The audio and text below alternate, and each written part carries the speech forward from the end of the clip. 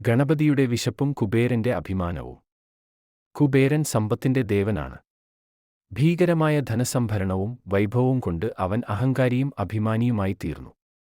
ഒരിക്കൽ തന്റെ സമ്പത്തിന്റെ മഹത്വം കാണിക്കാനായി കുബേരൻ കൈലാസത്തിലേക്ക് ചെന്നു. അവൻ ഭഗവാൻ ശിവനെയും പാർവതിയെയും ക്ഷണിച്ചു. എന്റെ നഗരമായ അൽകാപുരിയിലേക്ക് വരിക. ഞാൻ ഒരു മഹാനവേദ്യവും വിരുന്നും ഒരുക്കിയിരിക്കുന്നു. ശിവനും പാർവതിയും ഹസിച്ചു. അവർ യാത്ര ചെയ്യാൻ താൽപ്പര്യം കാണിച്ചില്ല. അപ്പോൾ ശിവൻ പറഞ്ഞു, ഞങ്ങളുടെ പുത്രൻ ഗണപതിയെ കൊണ്ടുപോകൂ. അവനാണ് നല്ല ഭക്ഷണപ്രേമി. കുബേരൻ സന്തോഷത്തോടെ ഗണപതിയെ അൽകാപുരിയിലെത്തിച്ചു. അവൻ ഭവ്യമായ വിരുന്നൊരുക്കി. എന്നാൽ ഗണപതി ഭക്ഷണം കഴിക്കാൻ തുടങ്ങിയപ്പോൾ എല്ലാ വിഭവങ്ങളും തീർന്നുപോയി.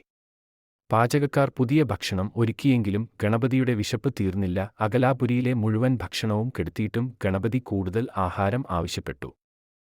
ഭക്ഷണം തീർന്നപ്പോൾ ഗണപതി കുബേരനോട് പറഞ്ഞു, എനിക്ക് ഇപ്പോഴും വിശപ്പാണ്.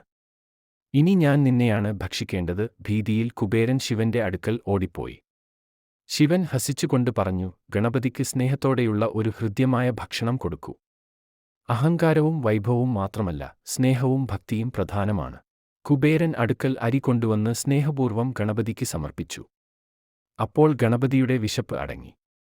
ഈ കഥ കുബേരന്റെ അഭിമാനഭംഗവും സമ്പത്തിനേക്കാളും ഭക്തിയുടെയും സ്നേഹത്തിന്റെയും മഹത്വവുമാണ്.